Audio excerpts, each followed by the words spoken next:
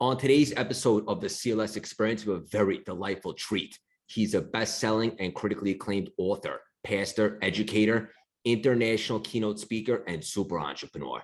He took the personal development space by storm when he exploded on social media years back, and he's personally inspired me to leave Wall Street, step into my purpose, and make an impact and raise the volume to the dream in my heart. You know him as E.T., the hip-hop preacher, and he's a shining example of reinvention, from being homeless and lost to earning a PhD and selling out stadiums across the globe, penetrating people's souls with his positive, contagious energy. He's just a juggernaut in all facets of life and a terrific husband and father. Please welcome the electric, dynamic, passionate, multifaceted, and charismatic, the iconic Eric Thomas. How you doing, E.T.? Oh man, I never heard that before. I was like, who's that dude? You know what I'm saying? I can't wait to meet my man. You know what I'm saying? Oh man, I never got it. I put on like that. So yeah, super excited, man. This is a phenomenal season. You know, and a lot of people, you know, the book and the videos, man. But you know, between you and I, you will understand this probably more so than the average human. But I survived. You know. And a lot of people don't realize to get to this level, there are a lot of other levels you have to survive. You know, there are a lot of other things you have to get through to get here. And then more importantly, what I think is a lost art is that people like us have figured it out. And I think a lot of people just haven't figured it out. You know, they haven't figured out, you know, what makes me tick, or how do I get through this, or how do I get to my peak, you know, perform. How do I get to the top of the mountain? And you know, a lot of people look at accolades and they look at success, you know, man, but for me, it's like, yo, forget all of that. You know, I literally survived stuff that would have broken other people mentally, emotionally. You know, I survived stuff that most people, would just quit and give up, you know. So it's a phenomenal season just because I keep reaping the benefits today of not giving up when I was 16 years old. Yeah, hell yeah. Beautifully articulated, brother. And it's funny because people always ask me, like, why didn't you start your brand sooner? The truth of the matter is I wasn't available, right? I was working on myself. I was going through some stuff. I found myself at a dark place a couple of years back. And ultimately, you need to become a vibrational match for all that abundance out there to really identify what your gifts are. And make no mistake about it, something that I often hear you preach about is that everybody has gifts. We just have to identify what they are, right? Let me tell you something. You made it, like literally, and people, I don't know why we underestimate or minimize surviving. Like I'm talking about in the womb. You know what I'm saying? Like, bro, that's not an easy task. Like research will show you that it's a lot that's happening when an individual woman gets pregnant. And so from pregnancy to conception to you making it out the hospital to you not dying in the crib, you know what I'm saying? You not dying as an infant, bro, that take a lot. So a lot of people, because they look at maybe money, you know, as the quantifier for success, I think they end up hurting themselves, or they look at accolades, you know, like fame as a measure of success. And so they overlook, yo, you a giant. And you are a giant because you made it through, like, bruh, I think the numbers, and I could be wrong. Okay, let's say this. I was going to say 5 million, but let's just say millions, right, of sperm cells or opportunities in the womb. There's millions of options. Let's just say if it was hundreds of thousands. Let's just say if it was a doggone 100. Let's say if it was 15. You know what I'm saying? Like, you had to, if you understand the construct, you had to literally be conceived. Then you had to literally fight for that spot of the egg, right? It's a few of y'all that's literally fighting now to get to the egg. You got to it, and not only did you get to it, you actually are 12 or 24 or 35 or 40, 50, however old you are. Like, yo, you've already done the most important thing you're gonna do, and that is survive. That's like, get here and then make it here. And so many people be on all that, you got a PhD. Bruh, I was like 40 something. Bruh, do you understand what I had to do in my teens? You understand what I had to do growing up in a community where they were like, yo, y'all probably ain't gonna make it to 21. Most of you guys are probably gonna go to jail. Most of y'all gonna probably die at an early age. bruh, I got through all of that. PhD is the light work. Like you, what you said was deep when you was like, I wasn't available. I was working on myself. At 40, bruh, with a PhD, like I had already gotten all the tools that I needed, and I was finally starting to work those tools. You feel me? I was working them. But when I had the master's, I was already sweet. Look, it was actually the GED that was like, all right, that was the big test. That was like, yo, E, can you get the GED? And once I got the GED, I'm not saying life was easy, but the hard part was done. I had gotten a degree that was the gateway to get to college, to marry my wife, to meet all the friends that I was gonna get, to be in an environment. So man, I just want people to know you're already a winner, man. Stop going, I gotta make this amount of money. I gotta get 6 figures to be a winner. I gotta get 7 figures to be a winner. Like I gotta get 100,000 followers on Instagram. I gotta do this, no, those things are only an outward manifestation of who you become inwardly. That's all that is. Like a PhD is only showing you that, yo, he growing, he's smart. Like he learning how to study, he learning how to read. That stuff does not make you who you are. Anything external, the car, the house, it's just a reward for who you become as a person. And that's only if you didn't take shortcuts. Because there's a way to get money and take shortcuts. There's a way to be filthy rich and take shortcuts. And for those people who do it, they will soon figure out that while money has its place, money is not the benchmark, for health and wealth. Bang! That's where we dropped the mic, but we're just getting warmed up. But you nailed it, ET. So many places we could take this conversation, and I just want to say, for the audience, we have a couple million now. We're sponsored by Mark Cuban. It's blowing up. If you guys aren't familiar with ET, my suggestion: go buy his book immediately, and we're going to dive into all that. Check out his social media, his videos, all the amazing stuff he's got going on. And do a background. What I think is most valuable today is we just have an unbelievable conversation. And in regards to one of the things you were just saying, like you don't need to wait till you have 6 figures to be successful, whatever the case may be. And I've heard you say this in the past, Dean, this really struck a chord with me. The environment follows the human, right? Yeah. Listen to me. Man, I wish somebody would have told me that. Because for real, we spend so much time chasing the minor. So much time is on the mind. I had a friend that say to me the other day, I'm in Michigan, right? And I will say this about Michigan, the Midwest. We do get a crazy winter, but the grass is green. You feel me? I don't know if you've been to the West Coast. The grass is manufactured. You've been out south. That joker burned quick. The grass is phenomenal, in Michigan. And a friend of mine was like, E, your grass is immaculate. But a month or two ago, bro, it was like, hey.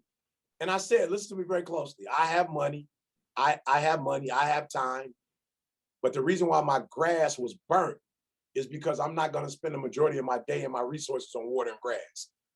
I'm just being real. It's only going to be brown July and a little bit of August. I'm not about to waste all my resources on grass being green. It's aesthetic. You know what I'm saying? Like, it's aesthetic. So what do I mean when I say that? A lot of you are spending your resources and time on grass being green. Like that's where you're spending your time. You're worried about grass being green. While my man is cutting his grass for 4 hours and he edging it, and I'm writing books that's gonna make it to the New York Times bestsellers list. We're gonna make millions off the book. We're gonna put more kids through college. More kids are going. Last year, 20 kids I took to the Super Bowl. This year, I'm taking 50. We're taking a group of kids to Dubai. No disrespect to the dude that's spending 4 hours. My guy that cut my grass, he don't spend 4 hours on my grass. You feel me? He spent about 30 minutes and he got it looking phenomenal. But there are people who are doing I'm not mad at them, but you're sitting there and spending 4 hours making your grass green when the only thing you're getting out of it is people going, wow, whoa. I'm spending 4 hours on what matters. Like I just went to PF Chang with my wife. My wife was like, yo, can we go in the parking lot and go under a tree? I don't want people to see you. And, I don't want you to have to be disrespectful, but I want it just to be us. Can we go eat lunch? Bro, I just ate lunch with my wife in Dick's parking lot. You understand what I'm saying? And people will be like, oh, E, you didn't go get her an A5 or you didn't go Wagyu. She don't eat meat, first of all. But second of all, we had just as much fun in the parking lot of Dick's. Why? Because you don't have to spend $250 on a plate. You don't have to do that. But what matters is my relationship with my wife. What matters is us communicating effectively. What matters is me being emotionally healthy and her being emotionally happy. What matters is us then leaving and coming to the church and doing some stuff at the church because we have service tomorrow. Like and a lot of you are spending so much time on what does not matter because you're worried about the people who don't really care about you anyway, what they think. And if they really love you and care for you, CJ has never been, hey, E, what's the grass looking like over there? Jamal has never called me, Josh, what's the grass looking like over there? Nobody cares. But what we do care about is, we got a podcast to do at 1 o'clock. That's going to change the world. The CLS Experience, that's going to change the world. So again, not disrespecting grass. What I'm trying to show you is a lot of people don't spend time on the things that matter the most. And let me put it this way so I can make it plain for those of you who bowl. If you bowl, yes, you get points for knocking down one pin. Absolutely. But you get compound points for hitting strikes.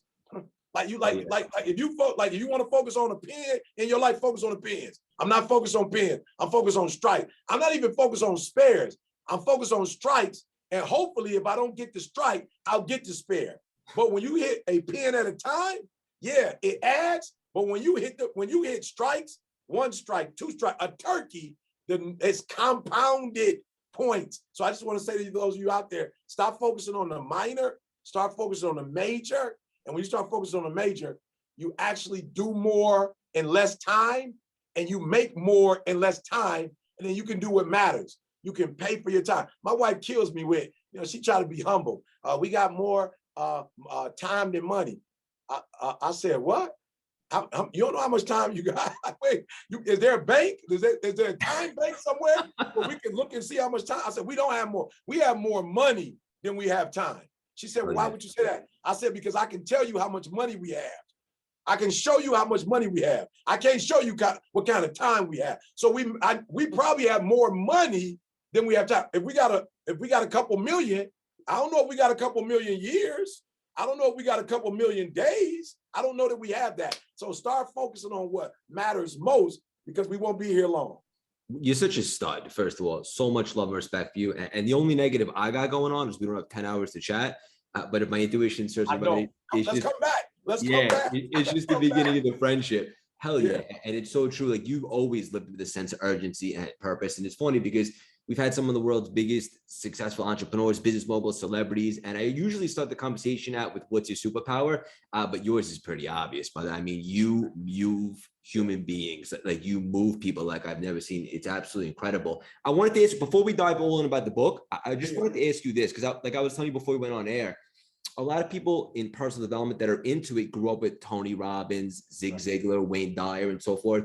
When I first got to Wall Street, I was looking to find myself and build a career. But it was the same time I stumbled upon personal development. And my first introduction to it was actually you and Dave Goggins. And I would watch you. I'd literally go to sleep with YouTube videos of you in my ear and just pounding on my subconscious all night long. Specifically, the old classics, Succeed as Bad as You Want to Breathe. I'm just curious, like, this is probably 2010 when I first got there. How did that come about to that moment? So you talk about a sense of urgency, and what people have to understand is the sense of urgency comes before everything else comes, right? And so there are a lot of people, like, you're looking for the money, whatever you're looking for, it does not supersede the urgency. The urgency comes first. So we don't gotta, do no riddle, the chicken or the egg, which one comes, we don't have to do that. Urgency comes before. So I was literally, this is the absolute truth. I'm not, I hate when people are like, oh, he's so motivational, he's so, charismatic, he making up stuff. This is on my mom. This is life. I was an academic advisor at the time. Nobody knew who Eric Thomas was. I don't even know if I had the name, the hip hop preacher at that time. I've always been E.T. since the movie. I'm Eric Thomas. Since the 70s, when E.T. Extraterrestrial came out, that's what my friends called me. I was literally an academic advisor, making about $30,000, $40,000 a year. My job was to help specifically children from the urban community who were at Michigan State take advantage of that opportunity. Now, a lot of these kids got in through what they call, the Civil Rights Act, right? A TRIO program. right? So which it just means that, you know, some kids might be ready. Some of them probably weren't ready for the academic rigor, right? But, you know, there's so many spots that are available. Now you got to understand, kid not really supposed to be at Michigan State. He's at Michigan State. They looked at his academic record and was like, it's a possibility. You know what I'm saying? Like, there's a possibility they can come through here and make it happen. So you got to understand, here are kids that mom and daddy never went to college. They worked for the plant. This is 2000, almost 7, 8, when we hit the first recession that I'm familiar with. We hit a real recession. So you got people in Detroit killing themselves. You got CEOs losing their job. It's crazy.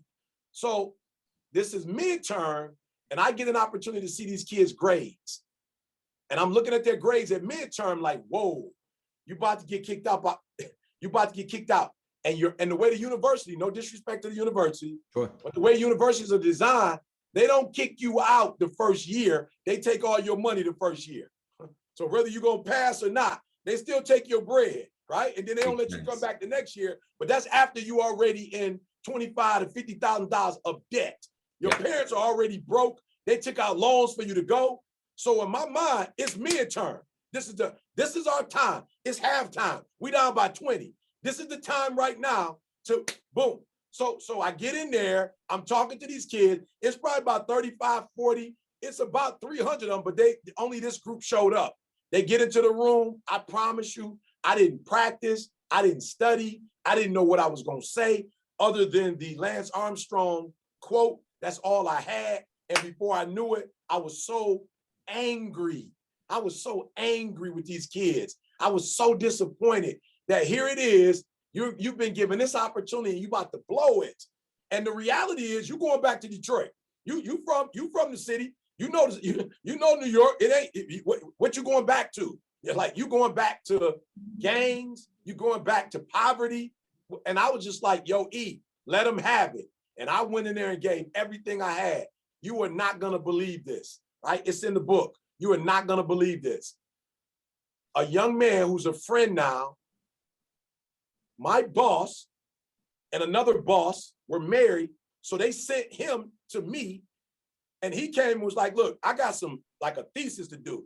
Can I just mic you up, put you on camera, and use this speech for something that I'm doing to finish school? I was like, 1,000%.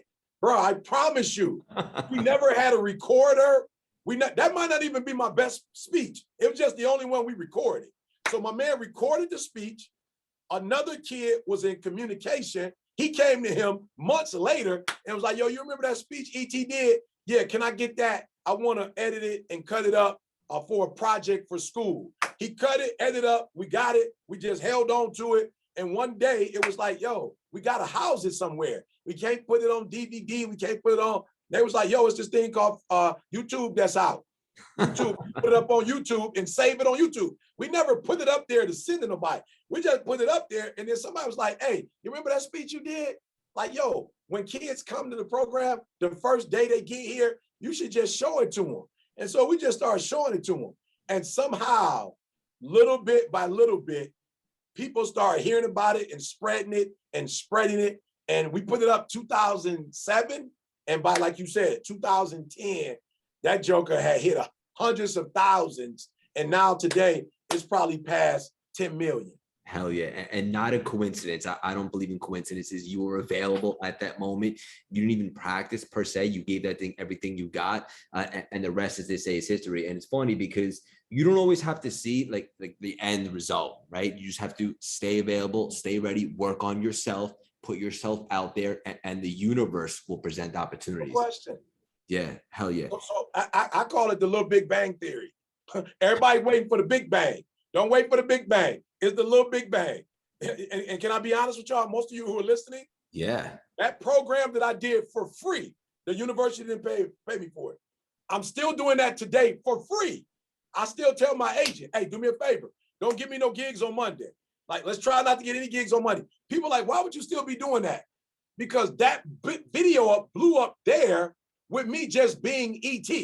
And so other videos that you love, UOU, like it's just different videos that I've done that either the inspiration of Monday got me doing that, or there are actually other videos that have been done at that program that blew up. Now, this is why y'all got to hear this. This is why it blows up. This is why you got to do the everyday thing and not be looking for nothing. This is why it blew up. This is why so many of my best videos come from there. Because when you do corporate work, they give you a script when you do corporate work. They actually have an outcome. There's something they want you to talk about specifically. When you start doing performance enhancement, that they have something specific they want from you. So it's very difficult to be, you can be authentic, but original is tough. It's like, these are the three main things we need you to focus on. When I'm doing the Advantage every Monday since 2005, when I get in there, it's no script, I'm not getting paid. I'm freer than I've ever been. I don't have to answer to nobody. Don't nobody tell me what to talk about. I just get in there and I'm 1,000% free, 1,000% creative, 1,000% authentic. And a lot of you want the big gigs. No, the big gigs cost. You pay for those. What do I mean you pay for those? If you screw up, if you mess up on the big stage, you will never be on another big stage again. If you murder the big stage will keep coming. So listen to me. I have way more opportunities every Monday, 52 Mondays. I have way more opportunities to do that than I do corporate work. Corporate work, like, bruh, I'm not doing a NFL team every day. I'm not talking to an NBA team every week. I'm not, but I'm at that school every week and I'm getting in reps and I'm getting in reps. And so when it's showtime, it's easier for me to perform at a very high level because I just don't speak when I speak. A lot of you missed what I just said. A lot of you only speak when you speak. You only speak when you get paid. I'm constantly speaking, and because I'm constantly doing it, when I actually get paid, I'm warm, I'm hot, I'm on fire because I don't stop practicing. So I'm telling y'all, the trick is miracle territory. I talk about it in my book. And what's miracle territory? Doing the mundane things every single day and loving it. Chapter 6, baby. Like you said. Say it again. Chapter 6, baby. Miracle territory. Hell yeah. Miracle territory, baby. So many things to unpack right there. First of all, another superpower of yours is consistency. And for everybody listening now, like, that's really relatable because that just comes down to effort, right? And that maniacal drive. And you talked about corporate. Preparing for this episode was the most fun thing in the world because I'm genuinely a fan, brother. But obviously, I want to show the conversation the respect deserved. I heard you talking about corporate recently where you speak to them and you didn't know if they were going to run you out, but you were talking about, you know, that everybody in there was a 7-figure earner. But are they a 7-figure husband? Are they a 7-figure dad? That's deep and profound. Yeah. And it's what you said earlier. We have been taught that money is everything. And so we chase it. And when many of us get there, we realize it's not. And let me tell you something. What the greatest thing that has ever happened to me in my career is people being transformed by my message, right? That's it. When people are transformed. I had a father, you know, I get an opportunity sometimes, you know, you do the one and out, and sometimes, you know, you get a retainer and, you know, and you're doing constant work. I'll never forget, I had an older white male who came to me, and I say mid-age, I keep forgetting I'm 50 now. You know what I'm saying? So I said, you know what I'm saying? I keep He's young. You feel what I'm saying? He would probably say age I was. I just felt younger than he did. You know what I'm saying? And so he came and he said to me, E.T., like I may not have during your presentation been doing a lot of body language. You know, I wasn't necessarily letting you know I was feeling you. He said, but you hurt me. And but I took the challenge. And I know that I don't have the type of relationship with my daughter, my teenage daughter, that I needed to have. And I can honestly say, since you've been present with this corporation, that my daughter and I have a much better relationship. And I want to thank you for that, because I would have lost my daughter. We only got a couple more years together. I would have lost her to my business. And I would have never been able to get that relationship back. He was like, I wasn't even on that frequency. I was just thinking because I made money and I paid for her to go to her piano lessons, cheerleading, like I paid for her to go to private school. She had a vehicle. I thought that, he said, I wasn't even on that vibration. Like, I didn't even think that I owe her my presence. Like, I didn't even think the dad part. I just knew I was a provider. And so for me, seeing that type of individual consistently transform, it was like, yep, E, you're doing what you're supposed to be doing. In corporate, meaning you're challenging people, and people are not always going to cheer when you clap for them. When you challenge them, they're not always going to clap for that. They're not always going to give you positive feedback. But at the end of the day, that's not our job. Our job is there's a specific outcome that people are supposed to get from being in our presence, and it's not light, you know. And again, bruh, when you go to a football game, you're going to have cheerleaders. So for those of you out there who are worried, you are. But I promise you, the players aren't being entertained by the cheerleaders, the fans are. The players have coaches, head coach, assistant coach, position coaches. I'm just being real. You need a position coach. You don't always need a cheerleader. Hell yeah. I love everything. And for the audience, to run that back, grab a journal. And it's so true, ET. And I can personally relate to, like, back in the day when I was a little more immature and not enlightened, I would seek validation by making money or looking good in the gym. But now, like, the way I seek validation is someone comes back and goes, I heard that episode you did with ET. You really changed my perspective. I took immediate action. That's what it's all about. And for anyone out there that wants to make an impact, but is worried, but I have a job, ET has proved it better than anybody. You can absolutely create a hybrid and combined, making an impact and making a lucrative living. Absolutely. And I want to say this to you guys. You know, be careful with mixing your dreams and goals with the dreams and goals of others. Oof. Like, I really want you to be careful, because what happens is it takes so much to get to where we are. And it doesn't mean that, you know, we are unicorns. We're not. When I say it takes so much, I just mean that there's so many demands in life that the more distractions you have, you know, the more challenging it's going to be for you actually to do and be what you call. So one of the things that you have to do is you got to get rid of distractions. Fame is a distraction. And many of you are pursuing fame. And let me tell you something. If you would leave fame alone and actually do your work, you'll probably find that you would get fame. I'm just being real. So what do I mean by that? I literally would have kids come up to me 10 years after being under my tutelage, 5 years, people a year who listen to my stuff. I made 10 mil, bro, you murdered it. I probably wasn't making 200,000 at the time. I never went, ET, what are you doing wrong? You need to be, what, you know, I never went, hey, which video you listen to of mine? What sequence are you listening to it in? I need to listen to that so I can make $12 million. I never did that, guys. I always knew, yo, Eric, your goal is to be a shepherd. You got enough people making good money. You got enough people playing football, basketball. You got enough entertainers. Like, you have enough individuals in this world who are pursuing their individualistic goals. This world has to have a couple people, the Mother Teresas of the world, you know what I'm saying, the Gandhis, the Martin Luther Kings. Like, this world has to have, you know, the Billy Graham. Like, you got to have people who are like, yo, I got to look out for everybody. And somehow the universe will look out for me. So I was never envious. I see people with Rolls Royce, you know, Bentleys. I see people in beautiful homes. I'm living in a 2,300 square foot home, but I was never like envious or jealous. I never felt like I should be doing what I felt like with the 200,000 I was making, man, E, this is what you was put on this earth to do. You were put on this earth to move people, to inspire people, to fuel people. Like, you fuel people.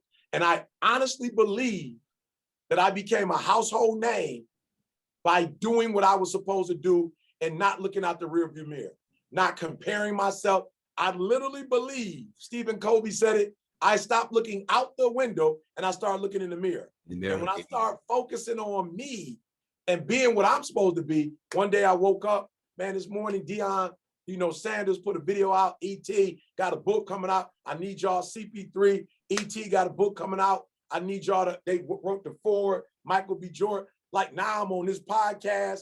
Come on, y'all. I'm on this podcast getting exposure for the book.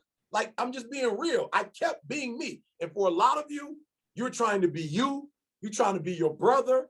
You're trying to maybe be your sister or your cousin that everybody loves. Or you're trying to be like the model student. You're trying to get your teacher's attention. I'm telling you, you're killing yourself by trying to do two things. If you would just be you and concentrate on you, you'd wake up one day, y'all, there is a genre of motivate. I came on the scene with the hat, the t-shirt, the gym shoe. You can cut YouTube on now. I promise you, the names you named of the motivational speakers, they all wore shirt and ties. They wore suits. I created another genre of almost hip hop motivational speaking, transparent, real motivational speaking. I created something that, like, you add principles with presence. Back in the day, it was just a bunch of principles. No, nobody was being transparent. Nobody dressed like, you know, the average person, casual. Motivational speaking was more like up here, a white collar type profession. I didn't turn that joke into blue collar. Hard hat, steel toe boots. Why? Because I stayed true to myself. And so now I look and I've created a bunch of kids that are millionaires. Some who know me, some who just watch me and use it. And so be yourself and understand, for you, 200,000 might be it. For you, 100,000 might. Listen to me, y'all. I was in a 2,300 square foot home. My next door neighbor right now, a firefighter and a teacher. I love my community. My man next door, you're a pastor. You know what I'm saying? Like, so yes, my wife has MS. We were fortunate 2 years ago to buy her home in California for her health, but I'm not there unless it's wintertime. Now, it don't mean I don't deserve to be there. What I'm trying to tell y'all is when people see me in Lansing, they go, E, what you doing here? I'm saying, what you doing here? Why aren't you at this restaurant? Why are you here? Why are you at the restaurant? Why are you here? I'm here the same reason you here. They're like, we can't believe you live here. I'm like, yo, I don't have to move to this part of the world or that part of the world or this gated community or say I live with other rich and famous people. This makes me happy. This makes my wife happy. This community makes me happy. So I'm telling y'all, just be yourself and be the best version of yourself. And maybe one day fame will come, riches will come. I don't know. I'm not the creator. I don't know. But I know you can go to bed at night and feel good about yourself if you're doing what you were created and born to do. Bang. And that's what success is all about. And let's just be clear, like unapologetically, we all want to make a lot of money because we could do great things with it. But I can relate. Like I didn't start CLS for the money. I did it because I wanted to contribute and be fulfilled and make an impact. But ironically enough, when I really started becoming 100% or 1000% authentically me, the universe started to open up doors and present opportunities that I never saw coming. And I sold the business on Wall Street and so forth. And also ET's being very humble. He commands 6 figures a keynote right now because he moves so many people. I just want to acknowledge you for that, brother. And also I have to say this, one of the things that you always talk about, but specifically in this book, is transforming, I like to say reactive to proactive. And I know you're very big on from victim to victor. And why I think that's so important, because that frequency, for everybody listening right now, when you just change your perspective from I'm not a victim, I'm a victor, all of a sudden your whole life immediately changes, right? Yeah, listen to me, man. I was just talking to somebody I love. And I was like, look, you got to understand, you have every right to be a victim. I'm like, yo, if that's what you're choosing, you have every right. When people call me, my mama this, my daddy, I was like, you have a thought. You are 100% right on target. I said, but you got to do me a favor. Either you stop complaining and saying all the negative, and you start seeing the positive and become successful, or you just got to decide you're going to be a bum for the rest of your life.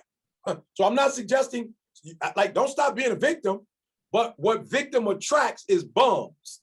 That's what victim attracts. What victim attracts is bad, like constant losing, like you attract trouble. You like something always bad or negative happens.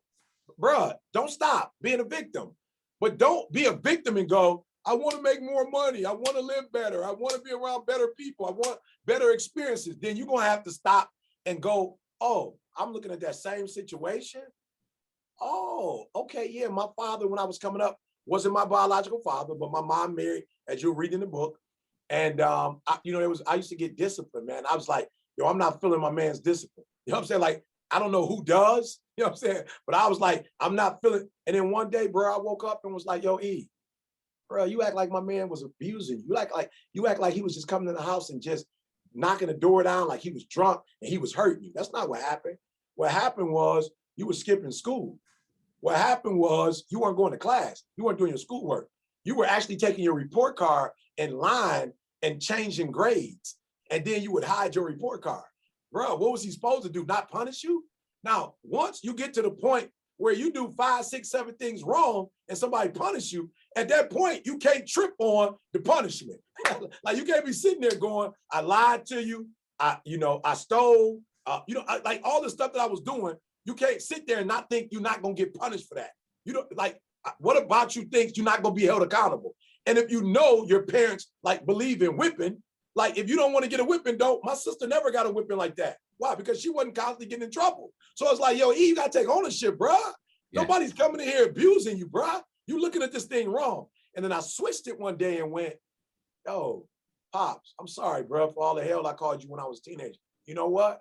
I'm an adult now. Man, thank you for holding me accountable.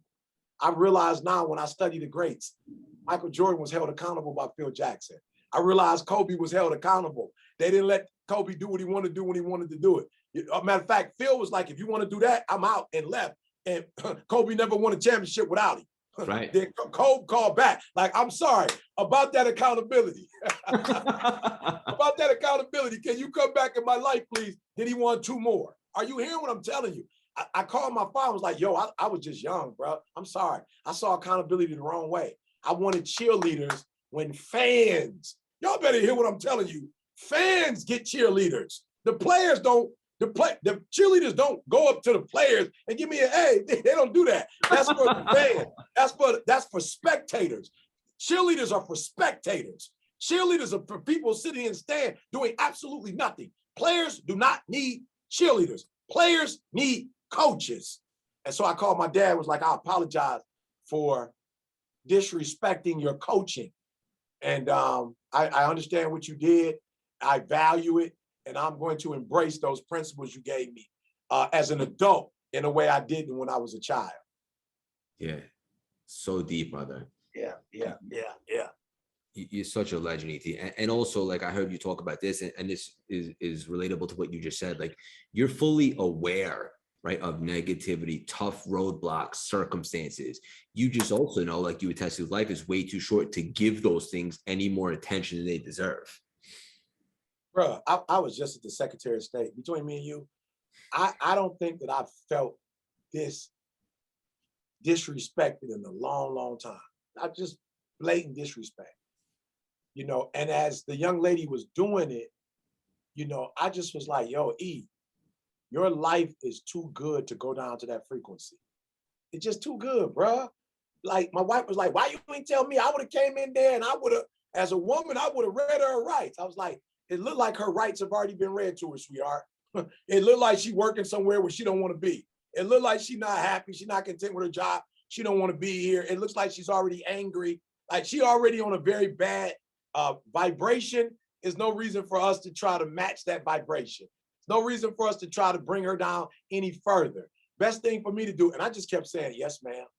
Yes, ma'am. Put my head down. I didn't even give her eye contact. I didn't even want to absorb that negativity. I just kept my head up. Yes, ma'am. Yes, ma'am. Yes, ma'am. Yes, ma'am. Thank you. Yes, ma'am. Yes, ma'am. Got my license plate and got out of there. It's a brand new vehicle. I just got another Escalade. I'm happy. Who am I? Why? You know what I'm saying? I'm happy. You know what I'm saying? So I don't know. Maybe I don't know. But it's like, E, don't lose your vibration over this. Like, don't do it. It's not worth it. Like, you don't have that many hours left. You don't have any, man, I just had, my dean died. He couldn't have been more than 53. Another friend of ours from college died. He couldn't have been 45, 46. Just got word today. Another young lady, probably 2 years older than me at the university. She just died. Crazy. That's why when people tell me, you know, he old. I say, bro, old? Unless you know when you die, you don't know what old is. Old could be 40. So if you're going to die at 40, 20's old. That means you only got 20 years left. 30 could be old if you're dying at 41. And so I would just say, I just don't think, like, you know, when I think about racism, you know, I just don't think that because somebody else is ignorant and thinks that we should be judged by the color of our skin, I don't entertain. I don't have nothing to do with that. Like, I'm not entertaining you. Like, that's a crazy construct. Where'd you get that from? I'm not about to sit there and argue with you and try to convince you of anything else. You know what I'm going to do? I'm going to go to people who love diversity, who understand diversity, who don't pick people by color. They pick people by values and beliefs. Like, bro, I'm sure there's some podcasts out there where people are racist. I don't know though. I'm on the experience. You know what I'm saying? I'm on the experience, baby. I'm on the experience. I don't even know the podcast that exists that racism. I don't even know what those podcasts You're are. not available. I'm not available. I'm not in that zone. The frequent, like, we don't even know. I don't even know they exist. They don't know that are you hear what I'm saying? So for me, it's not that like you said, it's not that I don't know. You're aware. I'm aware, but I'm not going to invest my time, my energy, my talent. I'm just not going to invest it in that. I'm going to invest it here. Let me tell y'all something, man. What y'all had the slightest idea, man, being with my brother today, man, there's so many things that are going to come from me being on this podcast. And we're not even talking about today or this week. There are going to be people who are going to watch this 5 years from now, 10 years from now. That's going to go, ET, is ET still around? Is ET still available? And by God's grace, I will be. They're going to call me, E, we want to contract you out. I need you to talk to my husband. He need help. I need my husband, my daughter. So I'm just saying to y'all, I don't concentrate on that. I bring my energy to where there's other positive, loving, valuable energy. And we put that energy together, man, it's going to change the world. I love you, buddy. Straight up. I wanted to ask you this. I recently got engaged, obviously. Hey. Yeah, hell yeah. I'm really excited. I'm on cloud nine. I'm not a dad yet, God willing, in the next couple of years. But I wanted to ask you a bit of a weird question. You played the hell out of the hand you were dealt, like I'd never seen. It's unbelievable. Your kids have a much different hand than you had. Is that challenging for you? Oh, not for me. It's not my hand. I have no sympathy for neither one of them. I have no sympathy. I had a phenomenal life, you know, because as I look back, there's some of the challenges that I had that made me who I am, you know. And if you ever played cards before, ever played poker or anything before, you know it's not the hand that you dealt. You know it's how you did it. You can have a good hand and lose because people can look at you and go, okay, yeah, he got a royal flush. It's all in this. I'm out. I'm not playing no more. I'm out. My man got a royal flush. He don't know how to play it. You can see the excitement, the glee. You know what I'm saying? You can see it all on his face. Another guy, he only had nothing matching in his head. Talk about a set. He only have a set, but he got the poker face. And he like, you don't want none of this. You don't want this right here. And you like, I got a royal flush. What does he have? And you bow down after a while because you like, what can he have that I don't have? And he talk you out of your hand. So no, I don't feel sorry for my children. I was dealt a hand. I played it. I feel like that they too were not only dealt a hand, but they're surrounded by a village of great strategic decision-making poker players, if you will, you know, for that analogy. And so no, I don't feel bad for them. 1,000% no. And here's the other thing. My kids, I've been tough on. My son will tell you, bro, I promise you, if he wrote a book at this age, he'd probably be pissed. But I don't cut him no slack because he's my son, bro. I don't cut him no slack. And what I tell my son and my daughter every day is I might leave this earth tomorrow. It's only one thing I need. I need to know y'all know how to hunt. You need to know how to hunt. I can't hunt for you. I cannot hunt for you. Once I leave, if I leave a bunch of money for you, and I learned this from being in the room with Warren Buffett. Warren Buffett said that he would not leave his children billions of dollars. It would kill him. He would leave them with the information that they needed to do it because his father blessed him when he was young and taught him how to do real estate. He like, bro, anybody get nobody no $1 billion. What he left, I don't know. But I heard him say, and I took that as, yo, you can't spoon feed your kids. They got to learn how to hunt. They got to learn how to go get it. So I told my son the other day, yo, what are you doing today to get a check with your name on it? Like, I know you're doing a lot of stuff today, but I want to know specifically, what are you doing? And you tell me how that is going to get you that check with your name on it. And my daughter, the same thing. Show me how what you're doing is going to get you a check. And they're like, you know, Dad, I thought you're not all about money. I said, I'm not. But if something happens when you see a check with your name on it, something happens when you know you've added value to somebody and they in return gave you a check for it. So no, I don't feel bad for them jokers.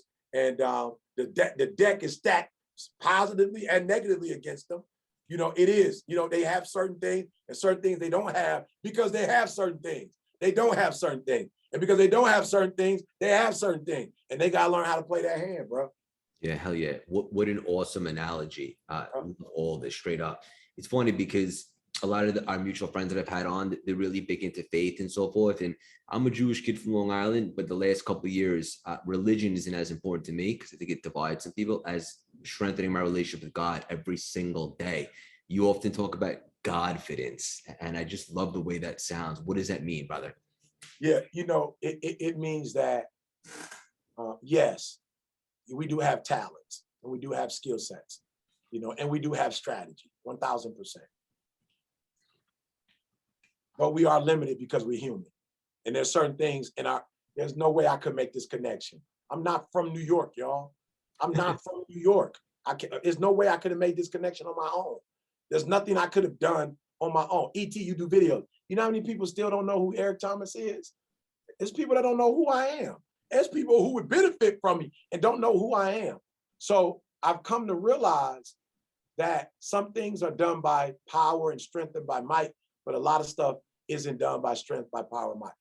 I love money, but my wife, when she got diagnosed with MS, we couldn't go to the bank and take all our money and her roll on it and become healthy. That was prayer. That was prayer. That was grace. That was God, the creator, looking out for us and showing mercy. And I do believe some of it is connected to the good that we do to the earth. I do believe that. I do believe the universe it rewards you for what you're doing. When I say the universe, I mean things that happen here in the earth specifically are because of what you've sown. So for me, there is the confidence that I have, in the gifts and the abilities that God has given me. But there's a confidence I have in that I know there's a God looking out for me and looking after me. And that confidence tells me no matter how somebody treats me, no matter what's going on, there's somebody bigger who can make sure all of us are tended to and taken care of, And so for me, man, it is the confidence that there is another source, there is help, and there's somebody greater than me that is looking out for my best interest and working in my behalf to make sure, bro, me and you just said we're gonna do a podcast. We don't control electricity. The electricity could have easily been out where you are and where I am.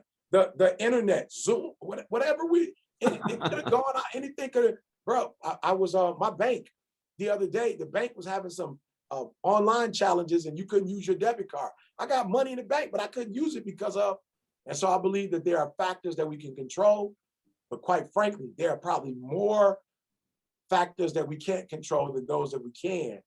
And we need a power greater than us to help us to control those factors. Hell yeah. This is straight up gold. Love all of that.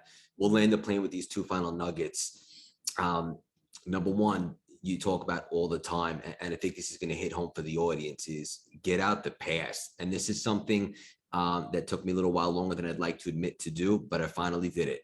Better late than never. Get out the past. All that matters is what you do now. How important is that for the audience today? There's no benefit in the past. Like, there's no benefit. There's literally, I just text somebody the other day. I said, do me a favor, forget the past and recycle it. Now we're in Michigan, okay? So I have an advantage that we recycle bottles. We get 10 cents a bottle, okay? So we recycle bottles, right? They're gonna take those bottles and they're gonna reuse those bottles, right? For a greater purpose. They're gonna take the bottle that they used in the present, recycle it, and use it again in the future. I'm saying to you that the past should only be recycled. It should only be used to help you in the present. So if your past is hurting you, then you using your past the wrong way. Nobody looks at the past at first quarter and second quarter, and they're down by 15 points and go back out the third quarter and do exactly what they was doing the first and second quarter. Nobody does that. They look at the first quarter, look at the second quarter, and they go, bruh, the running game wasn't working.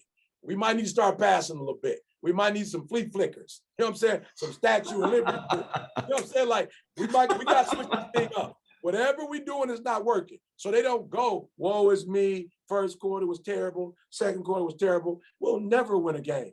Bruh, the Lions started the season the way they always start. They lost. But listen to me. Week 2, some kind of way, the Lions are the favorite. You feel what I'm saying? Like, you got to forget week 1. You don't go, man, we lost the last 50-something years.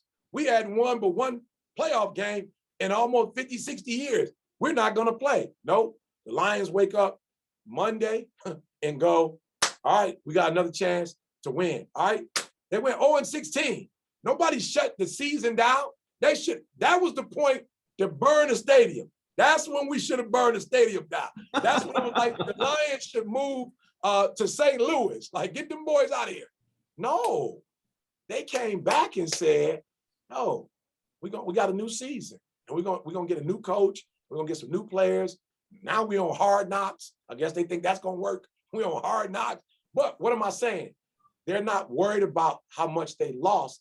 They're focusing on trying to finally win. Hell yeah. Love you so much. So there's that. I can't wait to listen to this one back. So there's that. I love it. There's so many things we didn't even get to hit. Chapter 9, You Are a Business. We'll bring you back for a sequel. We'll end the plane with this final nugget. You owe you. So many people are going to read this book. I'm going to do everything I can to support. What is the number one message that you want the world to take from this book right now? Ownership. Ownership. Nobody else. Nobody, bro. It's just places I don't take my truck. It's all black with the black rims. I don't take it to some car places because they got a thing on there that says, we'll wash at your risk. I'm good on that. Oh, I'm good. You're not taking no responsibility?